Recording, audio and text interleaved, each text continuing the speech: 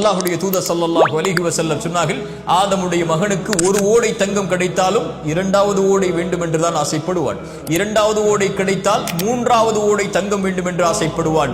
அவனுடைய அந்த பேராசையை மண்ணை தவிர, மரணத்தை தவிர எதுவும் தடுத்து நிறுத்த முடியாது என்று அல்லாஹ்வுடைய தூதர் ஸல்லல்லாஹு அலைஹி வஸல்லம் சொன்னார்கள். அதனால்தான் அல்லாஹ்வின் அருட்கொடையை புரிந்து கொள்வதற்கு ஒரு நியதியை சொன்னார்கள். தூதர், உங்களுக்கு மேல் உள்ளவர்களை பார்க்காதீர்கள், உங்களுக்கு கீழ் உள்ளவர்களை பாருங்கள்.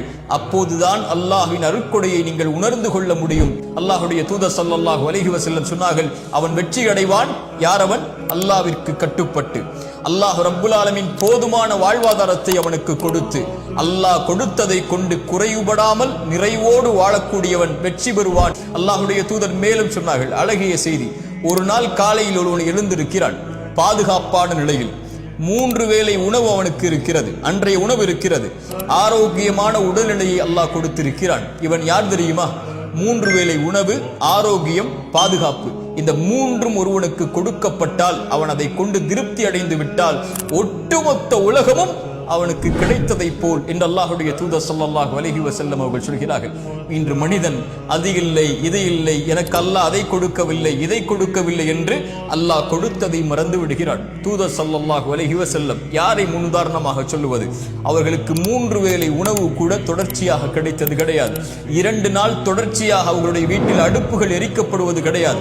2 நாள் அவர்களுக்கு ரொட்டி துண்டும் எண்ணெயும் அவர்களுக்கு உணவாக கூட கிடையாது. பசிக்காக வயிற்றில் 2 கல்லை சுமந்து அந்த பசியை கட்டுப்படுத்தி வைத்திருந்தவர்கள்.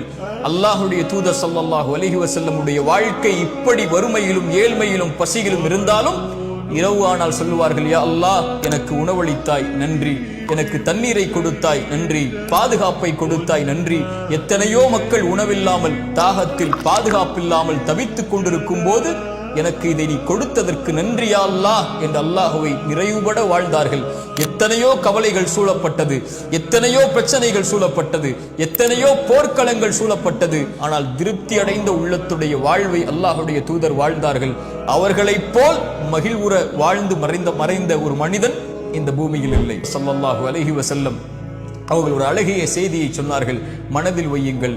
எந்த ஒரு ஆத்துமாவும் இந்த உலகத்திலே மரணிக்காது, அல்லாஹ் கொடுத்த வாழ்வாதாரத்தை முழுமையாக்காமல். அல்லாஹ் ரப்புல் ஆலமீன் உங்களுக்கு கொடுக்க இருப்பதை அழகிய முறையில், அல்லாஹ் அனுமதித்த முறையில் தேடுங்கள். உங்களை பேராசை மிகைத்து அல்லாஹ் தடுத்த முறையில் ஒருபோதும் வாழ்வாதாரத்தை தேடிவிடாதீர்கள்.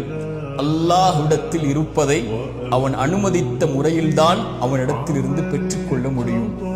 அல்லாஹ் உங்களுக்கு தேடி ஒன்றை